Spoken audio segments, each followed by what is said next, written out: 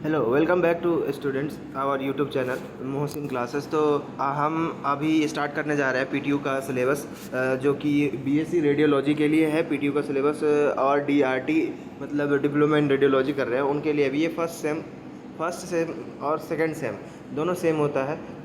BSc और DRT मतलब जो डिप्लोमा कर रहे हैं उनके लिए दोनों आदमी के लिए ये फर्स्ट ईयर सेम होता है। ठीक है, तो अब हम स्टार्ट कर रहेंगे फर्स्ट सेम का। एक सब्जेक्ट का नाम है कन्वेंशनल रेडियोग्राफी एंड इक्विपमेंट्स। ठीक है, तो इसको स्टार्ट करेंगे और इसको पहला यूनिट आज पढ़ेंगे हम, और उसको आज ख़त्म करने की कोशिश करेंगे क्योंकि एग्ज़ाम नज़दीक आ गए हैं और हमें और भी वीडियो बनाने हैं, तो इसके वजह से, और एग्ज़ाम नज़दीक ही है।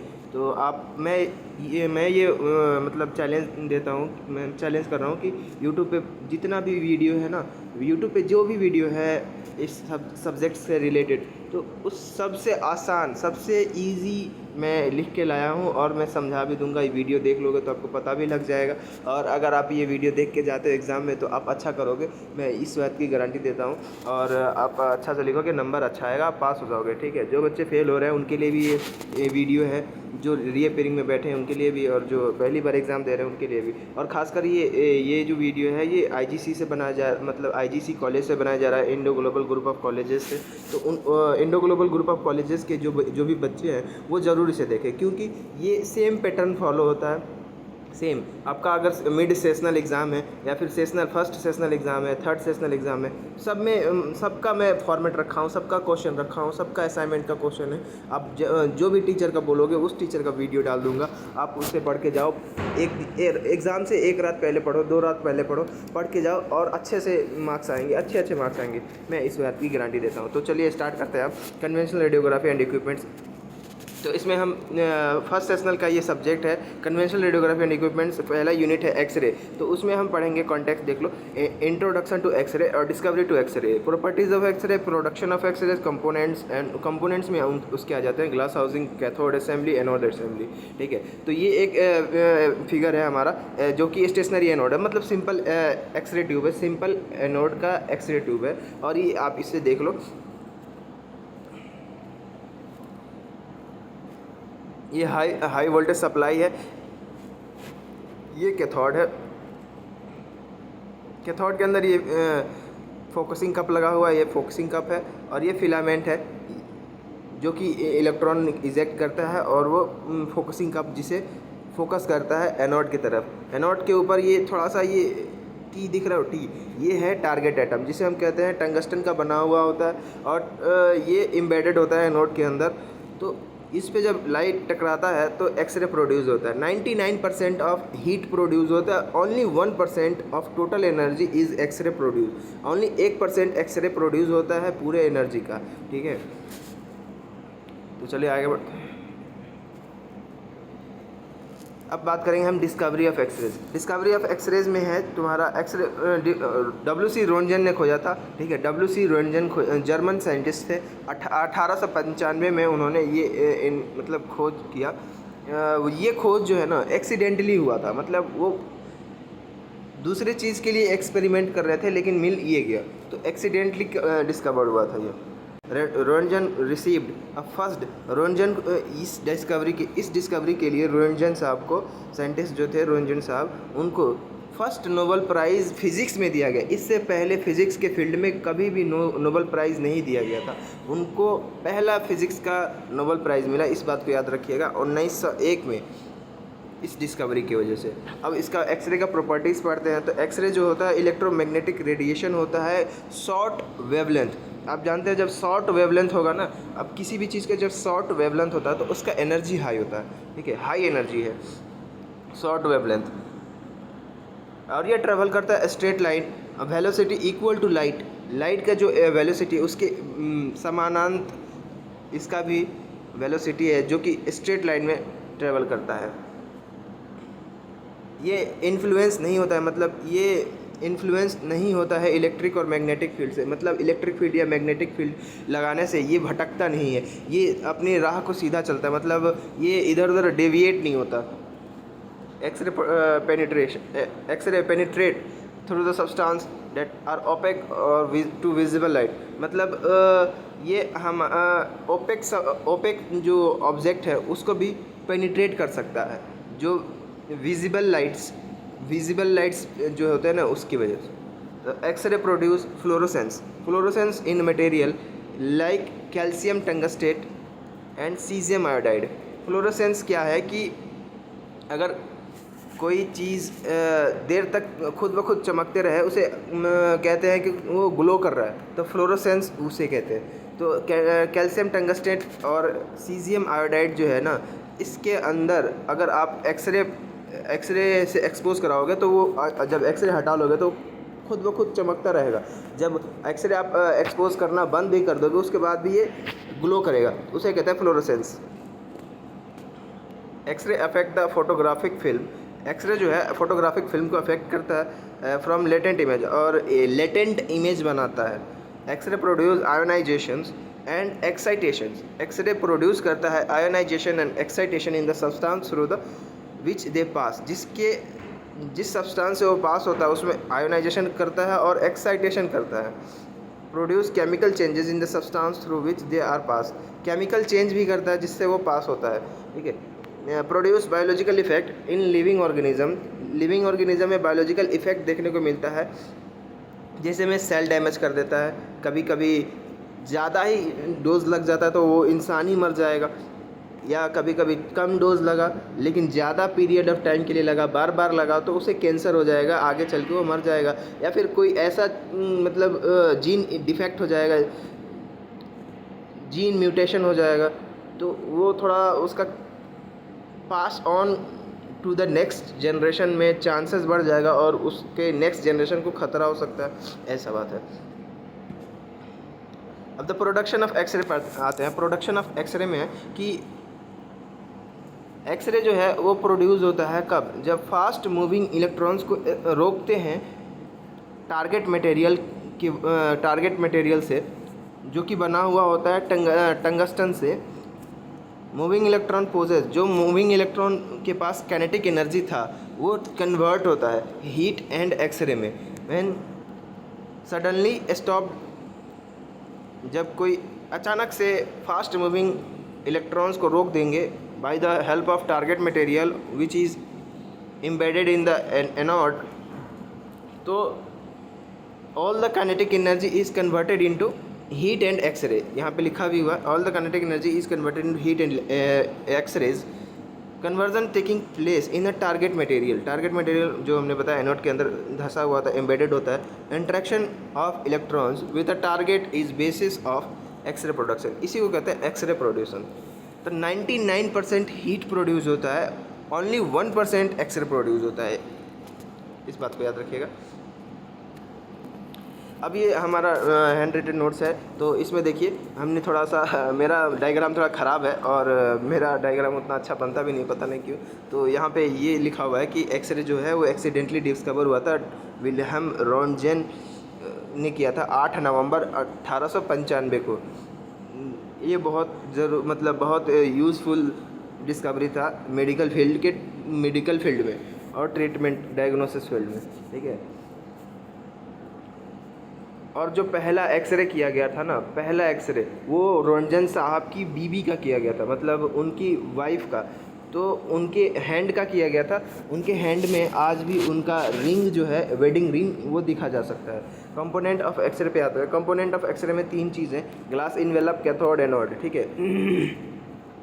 अब ग्लास इन्वेलप पे आते हैं। Glass envelope is made up of Pyrex. Glass envelope जो पायरेक्स का बना हुआ होता है, मेंटेन करता है वैक्यूम इनसाइड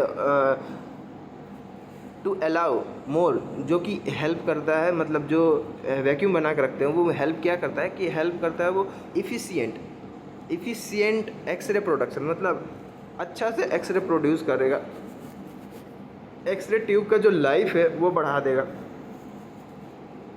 और ग्लास इन्वेलप या फिर ग्लास हाउसिंग मतलब ग्लास इन्वेलप मतलब ग्लास हाउसिंग, ठीक है, तो इसमें कंफ्यूज मत होइएगा। Primary function of glass envelope is to provide support and electrical insulation. Support provide करता है, इलेक्ट्रिकल इंसुलेशन प्रोवाइड करता है एनोड और कैथोड को असेंबली को। कैथोड असेंबली में आते हैं, तो कैथोड जो है ए नेगेटिव इलेक्ट्रोड है, मतलब माइनस चार्ज कैरी करता है एक्सरे ट्यूब पे।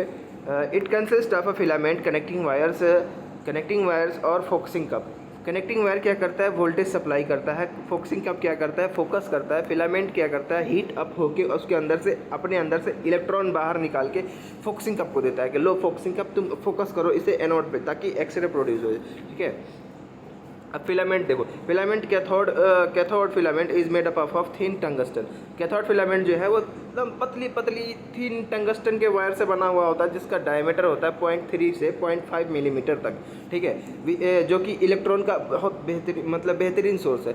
जो इसका मतलब ये टंगस्टन का बना हुआ होता है ना, तो टंगस्टन का एटॉमिक नंबर जो है हाई होता है, 74 होता है, 74। तो 74 होता है, जिस एलिमेंट का एटॉमिक नंबर जितना हाई होगा उस एटम के अंदर उतना ही ज़्यादा इलेक्ट्रॉन पाया जाएगा। तो जब उसको हीट करेंगे, यानी किसी भी चीज़ को जब आप किसी भी इंसान को उंगली करोगे तो वो गुस्सा होगा ही, आपको चाटा मारेगा ही। तो वैसे ही वैसे ही एलिमेंट का भी होता है। आप उसे इलेक्ट्रिक वोल्टेज देके उसको उंगली कर रहे हो, तो अब वो गुस्सा होगा, अपने अंदर का जो इलेक्ट्रॉन होगा वो बाहर फेंक देगा। तो जब वो बाहर फेंका, हमें यही चाहिए था कि उसके इलेक्ट्रॉन हमें चाहिए, तो हमें हमारा काम भी बन गया। अब जब इलेक्ट्रॉन मिल गया तब वो फोकसिंग कप ले लेगा, फोकसिंग कप लेके उसको फोकस कर देगा टारगेट एटम पे। अब ये है हमारा फोकसिंग कप। तो फोकसिंग कप जो है दिखाता है, फोकसिंग कप ये पूरा है। ठीक है, इसके अंदर ये जो है फिलामेंट्स लगे हुए हैं टंगस्टन वायर के बने हुए, एक बड़ा है एक छोटा है। छोटा जो है ये छोटे या फिर बॉडी पार्ट्स, ऐसे बॉडी पार्ट्स जो पतले हैं, जैसे कि जहाँ फैट टिश्यू कम है वहाँ के लिए यूज़ होते हैं, मतलब फॉर स्मॉल फोकस के लिए। और ये लार्ज फिलामेंट जो लगा हुआ है, लार्ज फिलामेंट टंगस्टन वायर जो है, ये उस जगह के लिए यूज़ होता है जो बॉडी पार्ट्स में लंबे हैं, जहाँ टिश्यू ज़्यादा है, जहाँ अच्छे से आपको अथी करना है, वो उसके लिए लगाता है। तो ये इससे हम लोग एक्सरे करते हैं, जैसे कि एब्डोमेन का एक्सरे कर लिए या फिर स्पाइन का कर लिए। लेकिन वही बात करें छोटे वाले फिलामेंट का, तो इससे हम वहाँ का एक्सरे करते हैं, जैसे हैंड, रिस्ट, इस छोटे छोटे बॉडी पार्ट्स के जहाँ टिश्यू कम है वहाँ का एक्सरे करते हैं। ठीक है, अब देखो यहाँ पे हम बताते हैं फिलामेंट जो है वो वर्क करता है। फिलामेंट जो है टंगस्टन वायर का जो फिलामेंट बना हुआ था, तो वो वर्क करता है इमिशन, थर्मियोनिक इमिशन एक प्रोसेस का नाम है, जिस प्रोसेस के अंदर हम इलेक्ट्रिक वोल्टेज देते हैं या इलेक्ट्रिसिटी देते हैं और उसे उंगली करते हैं टंगस्टन को, ताकि वो इलेक्ट्रॉन निकाले, गर्म होके एक्साइट होके इलेक्ट्रॉन बाहर आए। ठीक है, इसी प्रोसेस को थर्मियोनिक इमिशन कहते हैं। टंगस्टन ये वही चीज़ है। ठीक है, फिलामेंट। अब टंगस्टन यूज़ ही क्यों करते हैं इस बारे में हम बात करेंगे। तो क्योंकि टंगस्टन यूज़ इसलिए करते हैं क्योंकि हाई मेल्टिंग पॉइंट होता है उसका, 33-70 डिग्री सेल्सियस होता है, उतना डिग्री तक वो बर्दाश्त कर सकता है। और इसका जो वेपराइजेशन है वो बहुत ज़्यादा पॉइंट होता है, इसीलिए इसका चांसेस कम है कि ये अपना सॉलिड स्टेट या फिर कोई भी स्टेट छोड़ के जल्दी वेपराइज हो जाए, इसका चांस बहुत कम होता है। यही लिखा हुआ है, लेस टेंडेंसी टू वेपराइज। उसके बाद हाई टेंसाइल स्ट्रेंथ, मतलब इसकी मजबूती ज़्यादा होती है, जिसकी वजह से हम इसको पतले लंबे तारों में बदल सकते हैं। थर्मल एंड कंडक्टिविटी, मतलब क्या हुआ कि जब इसका जितना ज़्यादा टेम्परेचर, अभी मतलब जैसे कि इसको गर्म से ठंडा होने में टाइम नहीं लगता, गर्म है अभी ठंडा हो जाएगा, मतलब गर्म चीज़ है तो उसको ठंडा होने में कोई चीज़ ऐसी होती है ठंडा होने में टाइम लगता है। लेकिन ये टंगस्टन वायर जितना भी गर्म है अभी ठंडा हो जाएगा, ठंडा होने में टाइम नहीं लगता है। इसको कहते हैं थर्मल कंडक्टिविटी। फोकसिंग कप जो है वो एम्बेडेड होता है मेटल का फोकसिंग कप। ठीक है, निकल का बना हुआ होता है फोकसिंग कप, निकल का बना होता है जो फोकस करता है इलेक्ट्रॉन को टारगेट एटम के जो टारगेट एलिमेंट कहो, टारगेट पे कहो या फिर एनोड पे कहो। और उसमें ये चीज़ ज़रूर लगाना कि वो टंगस्टन का बना हुआ होता है। ठीक है, और ये फोकसिंग कप प्रोटेक्ट करता है एडजेसेंट पार्ट को, अपने खुद के पार्ट को, और जो ग्लास हाउसिंग है उसे भी प्रोटेक्ट करता है डैमेज होने से। इलेक्ट्रॉन बॉम्बार्डमेंट, अगर फोकसिंग कप नहीं होता तो इलेक्ट्रॉन सराउंडिंग में छितरा जाते, मतलब बिखरते तो वो कुछ ग्लास हाउसिंग पे भी जाके लगते, क्योंकि ज़्यादा हाईली एनर्जेटिक है और इलेक्ट्रॉन है तो वो पॉसिबल चांसेस थे कि वो ब्लास्ट हो सकता था ट्यूब हमारा। तो इसीलिए फोक्सिंग का एडजेसेंट पार्ट को भी हमारा प्रोटेक्ट करता है। कनेक्टिंग वायर क्या करता है, सप्लाई करता है वोल्टेज को टू द एक्सरे ट्यूब तक, ठीक है, और फिलामेंट तक। एक्सरे ट्यूब में हीट जो फिलामेंट को वोल्टेज देते हैं, उसी वोल्टेज की वजह से ये फिलामेंट हीट होता है और इलेक्ट्रॉन देता है। ये इसका रेंज मतलब इसका वोल्टेज होता है 10 वोल्ट, 3 से 5 एम्पियर होता है। एनोड, अब एनोड पे आते हैं, एनोड पढ़ते हैं। तो एनोड पॉजिटिव इलेक्ट्रोड है एक्सरे ट्यूब का, ठीक है, प्लस चार्ज होता है इसका। Consist of target atom, target atom जो है वो टंगस्टन का बना होता है। ये टारगेट एटम इस पे होता है, made of a small tungsten, small plate of tungsten, tungsten का बना हुआ टंगस्टन का होता है, और उस पे टंगस्टन लगा हुआ होता है, और जो कि 2 से 3 मिलीमीटर मोटा होता है, थिक होता है, एम्बेडेड होता है large mass of copper. Copper ही क्यों लगा रहता है एनोड के ऊपर? क्योंकि कॉपर इसलिए लगा होता है, कॉपर एक कंडक्टिव मटेरियल है, हाईली कंडक्टिव है। क्यों? जब भी उस पर हीट आएगा या फिर इलेक्ट्रिकल चार्ज आएंगे तो वो फटाक से मतलब आप पास करेगा, इतना फास्टली पास करेगा कि वो ठंडा, मतलब आगे का जो पार्ट है वो कूल रहेगा और पीछे का पार्ट जल्दी से अपना हीट डिसअपियर कर देगा, ठीक है। स्क्वायर और रेक्टेंगल शेप का होता है, dimension usually greater than 1 centimetre से बड़ा होता है। अब देखो यहाँ पे भी वही लिखा है, टंगस्टन क्यों यूज़ करते हैं हम, तो हाईली उसका हाई मेल्टिंग पॉइंट होता है 33-70 डिग्री सेल्सियस, एटॉमिक नंबर उसका 74 होता है, और थर्मल कंडक्टिविटी हाई होता है, जल्दी वेपोराइज नहीं होता है, इसीलिए हम टंगस्टन यूज़ करते हैं एनोड पे भी। टाइप ऑफ एनोड, हमारा यहाँ पे एक्सरे का मतलब एनोड तक तो हुआ अब, लेकिन उसका एनोड का टाइप पढ़ेंगे। एनोड का टाइप 2 तरह का होता है, स्टेशनरी एनोड और रोटेटिंग एनोड। स्टेशनरी एनोड और रोटेटिंग एनोड 2 तरह का होता है। पहला हम पढ़ेंगे stationary anode. Stationary anode solid bar couple same होता है, सब चीज़ सेम होता है इसमें। स्टेशनरी एनोड में जो एनोड है वो स्टेशनरी होता है, अपने पोजीशन पे फिक्स्ड होता है। लेकिन रोटेटिंग एनोड में क्या होता है कि एक मोटर लगा के हम उस टारगेट एटम को नचा देते हैं। इसलिए नचाते हैं क्योंकि उसका हीट डिसिपेशन का रेट बढ़ जाए, मतलब पहले जितना ठंडा रहता था उससे ज़्यादा 10 गुना, 15 गुना, 20 गुना ज़्यादा जल्दी अच्छा ठंडा रहे, मतलब गर्म ही ना हो, एक तरह से बोल सकते हो। तो इसीलिए हम रोटेटिंग एनोड यूज़ करते हैं। और देखो पढ़ते हैं face tungsten of the face, ठीक है, कैथोड ट्यूब। इसका जो एनोड का जो फेस है वो कैथोड ट्यूब के तरफ होता है। एडवांटेज है स्टेशनरी एनोड का एडवांटेज होता है कि ये कॉम्पैक्ट यूनिट हो, मतलब छोटा सा होता है, कॉम्पैक्ट यूनिट होता है, और लो कॉस्ट, मतलब as compare to the rotating anode ये कम खर्चीला होता है। अब रोटेटिंग, ठीक है, इधर थोड़ा स्टेशनरी एनोड पढ़ लो, उसके बाद चलते हैं। स्टेशनरी एनोड जो यूज़ होता है डेंटल एक्सरे में यूज़ होता है, स्मॉल पोर्टेबल मोबाइल रेडियोग्राफी में यूज़ होता है, विथ लिमिटेड आउटपुट, एक लिमिटेड आउटपुट। अब मैं बताता हूँ आपको मोबाइल का मतलब क्या होता है। मोबाइल मतलब ऐसा चीज़ जिससे कि हम एक जगह से दूसरी जगह ईजिली कैरी कर सकें, ले जा सकें, उसे कहते हैं मोबाइल, ठीक है। रोटेटिंग एनोड यहाँ पे है, रोटेटिंग एनोड, लेकिन इसका फिगर जो है ये पीछे है मेरा, ये यहाँ पे उसका रोटेटिंग एनोड का फिगर यहाँ पे है, ठीक है। तो आइए पहले देख लेते हैं फिगर इसको, ठीक है, फिगर ही देख लेते हैं। तो इसमें जो है high voltage supply as usual as stationary anode में जैसा था वैसा ही है, बस यहाँ पे क्या हुआ, बदला क्या है, ये एनोड की साइड थोड़ा बदलाव हुआ है। बदलाव क्या हुआ है इसमें कि ये एक टंगस्टन डिस्क है रेक्टेंगल शेप का, उसको मोटर से कनेक्ट कर दिया गया है और उसको नचा दिया गया, एकदम पूरा मिर्गी जैसा नाचता है वो, मतलब 3600 RPM पे वो घूमता है।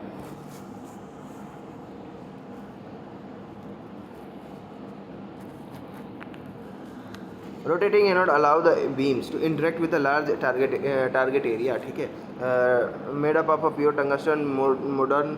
अब जो नया रोटेटिंग एनोड यूज़ हो रहे हैं, नए ज़माने में जो रोटेटिंग एनोड आ रहे हैं, उसमें क्या होता है कि 5 से 6% ऑफ रिहीनियम जो है वो मिक्स होता है टंगस्टन से। और इसके जगह पे अगर आप ये मतलब ये तो महंगी चीज़ मतलब महंगा हो गया। अगर थोड़ा सा सस्ता बनाना चाहते हैं तो आप इसको मोलिब्डेनम ग्रेफाइट भी यूज़ कर सकते हैं। मोलिब्डेनम और ग्रेफाइट का मिक्सचर भी यूज़ कर सकते हैं रोटेटिंग एनोड में। Rotating anode x-ray tube consist large disc होता है टंगस्टन का which is rotate at the speed of 3600 RPM. RPM एक यूनिट है जिसका मतलब फुल फॉर्म होता है रिवोल्यूशन पर मिनट। एक मिनट में कितना रिवोल्यूशन हो रहा है, ये 3600 रिवोल्यूशन करता है एक मिनट में, ठीक है। The tungsten disc has bevelled edge the angle of 6 to 20।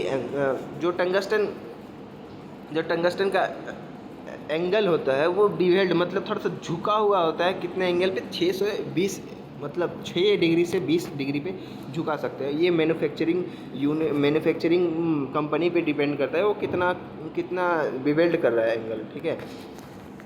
Rotating anode are constructed line मतलब जो रोटेटिंग एनोड है ना तो वो उसकी वजह से एक लाइन बनता है इमेजिनरी लाइन होता है या फिर ज्योमेट्रिकली लाइन कह सकते हैं, जिसकी वजह से हम अपना एक थ्योरी देते हैं या फिर एक मतलब एक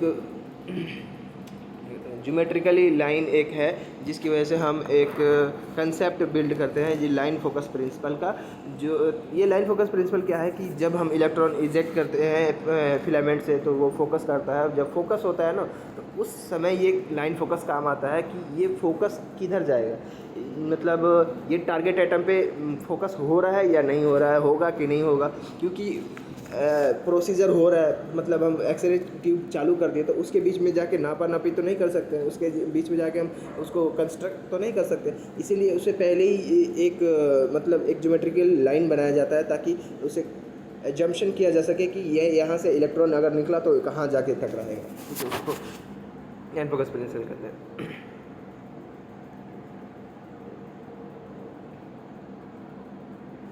अब यहाँ पे फिगर जो है हमने बनाया है, ये देखो, ये स्टेशनरी एनोड का हमारा है, देखते हैं, ये हमारा एनोड है, ऐसे बिवेल्ड है, ठीक है। अब यहाँ से हमारा इलेक्ट्रॉन्स आए, यहाँ पे टकराए, तो एक तो ये हो सकता है कि ये यहाँ पे घूम गए तो ये इफेक्टिव इस रीजन को जो है इस रीजन में हम अच्छा से अच्छा इमेज मिल जाता है हमें, जैसे कि जिसमें ब्लरीनेस कम है, जिसमें हमारा बेटर विजुअलाइजेशन है, इस एरिया में मिलता है, ठीक है। और ये जो दूसरा एरिया है ये वाला एक दूसरा एरिया है, दूसरे कलर से बना देता हूँ, ये वाला है दूसरा एरिया। यहाँ से इस एरिया में हमारा थोड़ा जो इमेज मिलता है अगर हम इसमें हम एक्सरे करते हैं इस रीजन में, तो इस रीजन में जो हमें एक्सरे का जो इमेज मिलता है वो इमेज का क्वालिटी इस इमेज के क्वालिटी से थोड़ा डाउन होता है, थोड़ा ब्लर होता है और थोड़ा बेटर विजुअलाइजेशन नहीं हो पाता है। अब फोकल स्पॉट पे आते हैं। फोकल स्पॉट, ठीक है, consist of where the electron bombardment, कहाँ इलेक्ट्रॉन बम्बार्ड होंगे, इसी चीज़ को फोकल स्पॉट बताता है, ठीक है।